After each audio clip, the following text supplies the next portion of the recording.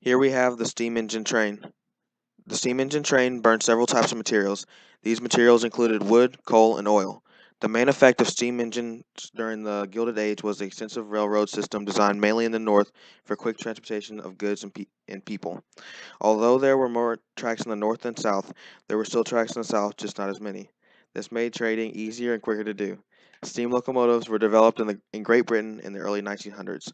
These trains required drivers, and at first, trains only went one way, which led to wrecks and just overall caused difficulties. Later, the split tracks were developed to solve this problem. Here we get our first glance at the brakes, but we will cover those at a later time. Here we have the telegraph. Samuel Morse demonstrated a simple yet revolutionary invention in 1837. It was a machine that related clicking patterns to letters of the alphabet. Morse could transmit these messages wherever he could string his telegraph cable. Before the telegraph, the only way people could communicate with others was to send them letters or to meet them in person.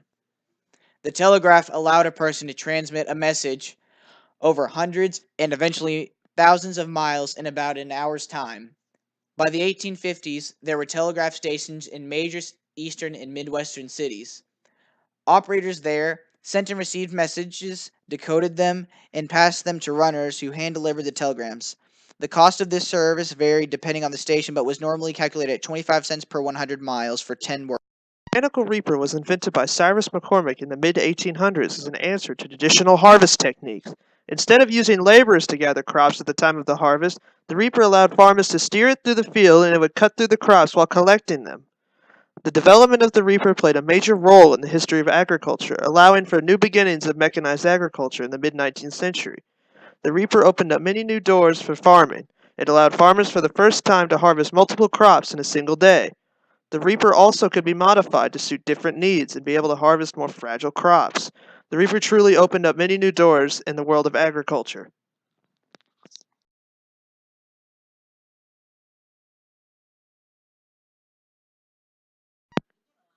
There were various designs of the mechanical reapers. Different people had different ideas and concepts for the mechanical reaper, and of course led to problems, such as people were sued because of the conflicts that came from the different ideas, but no patents.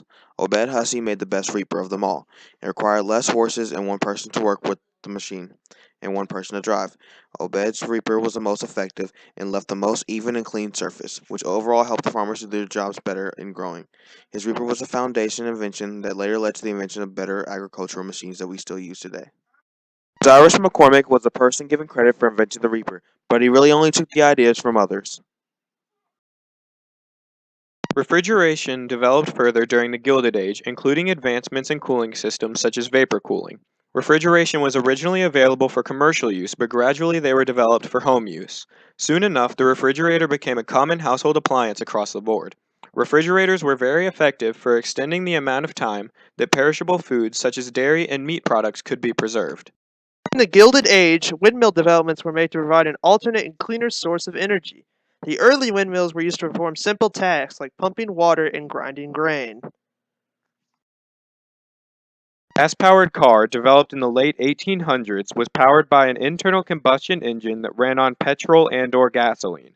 The creation of the gas-powered vehicle was a revelation compared to previous engines which ran solely off of steam.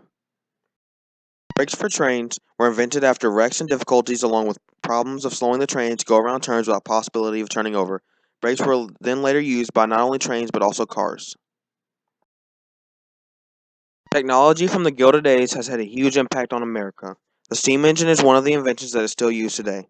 Although it is rarely used, it is still used by some. We'd like to thank you for watching and we hope you learn more about the Gilded Age technology. Thank you.